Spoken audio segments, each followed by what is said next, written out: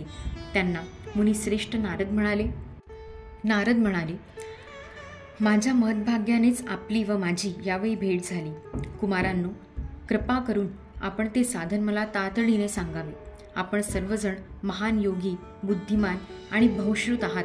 आपण 5-5 वर्षांचे बालक दिसत असलात तरी आपण पूर्वजांचेही पूर्वज आहात. आपण नेहमी वैकुंठधामात राहता, सदैव हरिकीर्तनामध्ये तत्पर असता, भगवंतांच्या लीलामृताचे पान करीत त्यातच तल्लीन होता आणि भगवत कथा हाच आपल्या जीवनाचा एकमेव आधार आहे. श्री हरी शरणम हाच मंत्र आपल्या मुखात नेहमी असतो आणि म्हणूनच कालगतीनुसार येणारी वृद्धावस्था आपल्याला बाधू शकत नाही. पूर्वी एकदा ज्या भुवया आपण वक्र करताच भगवान विष्णूंचे द्वारपाल जय आणि विजय तात्काळ पृथ्वीवर गेले आणि पुन्हा आपल्याच कृपेने वैकुंठ लोकात आले. माझ्या सौभाग्यानेच मला आता आपले येथे दर्शन होत आहे. मी दीन आहे तर आपण दयाळू आहात, म्हणून आपण माझ्यावर कृपा करावी. आकाशवाणीने ज्याबद्दल मला सांगितले ते साधन कोणते, त्याचे अनुष्ठान कसे केले पाहिजे हे आपण मला विस्तारपूर्वक सांगा. भक्ती, ज्ञान आणि वैराग्य यांना कोणत्या मार्गाने सुख मिळू शकेल, सर्व वर्णांमध्ये यांचीच कोणत्या प्रयत्नांनी प्रेमपूर्वक प्रतिष्ठापना होऊ शकेल. सनकादिक म्हणाले, देवर्षी, आपण चिंता करू नका, मन प्रसन्न ठेवा. त्याबाबतचा साधा सोपा उपाय पहिल्यापासूनच विद्यमान आहे.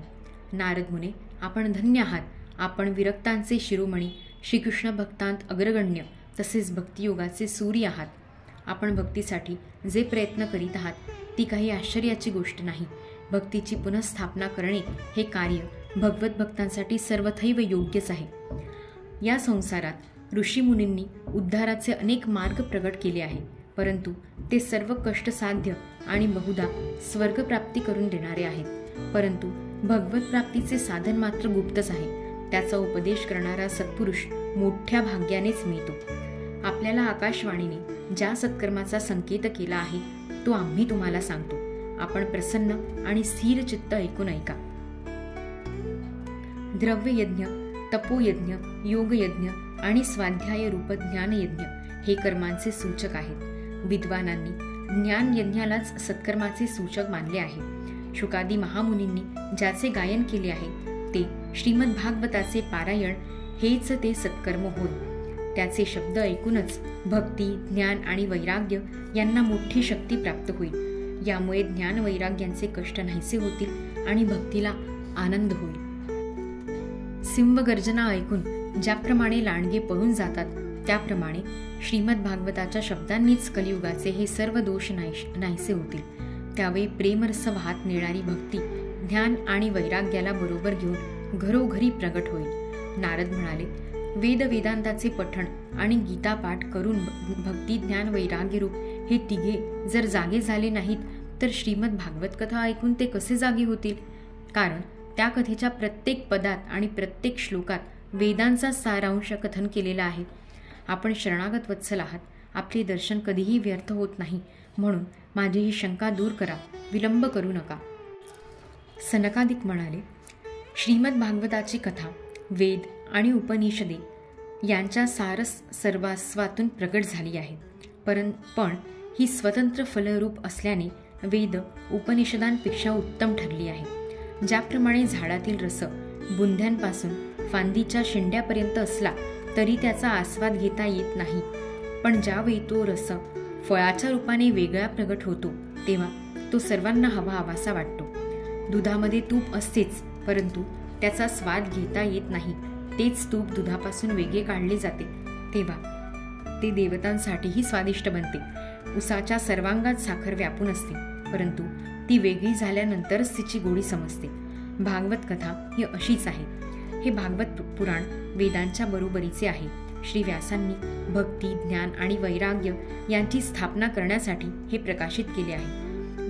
वेदांतात पारंगत आणि गीतेची रचना करणारे भगवान व्यासदेव हे पूर्वी एकदा खिन्न होऊन अज्ञानांधकारात साच पडत होते, तेव्हा आपणच त्यांना 4 श्लोकात याच भागवताचा उपदेश केला होता. तो ऐकूनच त्यांची खिन्नता तत्काळ नाहीशी झाली होती. असे असता आपण आश्चर्यचकित होऊन उलट आम्हालाच का प्रश्न करीत आहात? आपण त्यांना श्लोक आणि दुःखाचा नाश करणारे श्रीमद भागवत पुराण ऐकविले पाहिजे. नारद म्हणाले, ज्यांचे दर्शन सर्व पापांना तात्काळ नाहीसे करते आणि जे संसार दुःखाच्या वणव्याने तप्त झालेले आहेत त्यांचेवर कल्याणाचा वर्षाव करणारे आहे.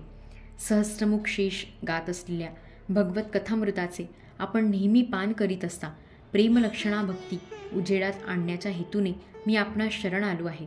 जेव्हा मनुष्याच्या अनेक जन्मांतील संचित पुण्याचा उदय होऊन त्याला सत्संग प्राप्त होतो तेव्हा त्याच्या अज्ञानाजनित मोह आणि मदरूपी अंधकाराचा नाश होऊन त्याचे ठिकाणी विवेकाचा उदय होतो.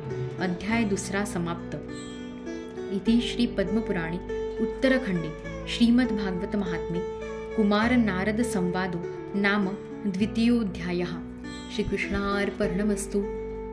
कशाला दिला जन्म तेही कळेना, करावे परी काय तेही सुचेना.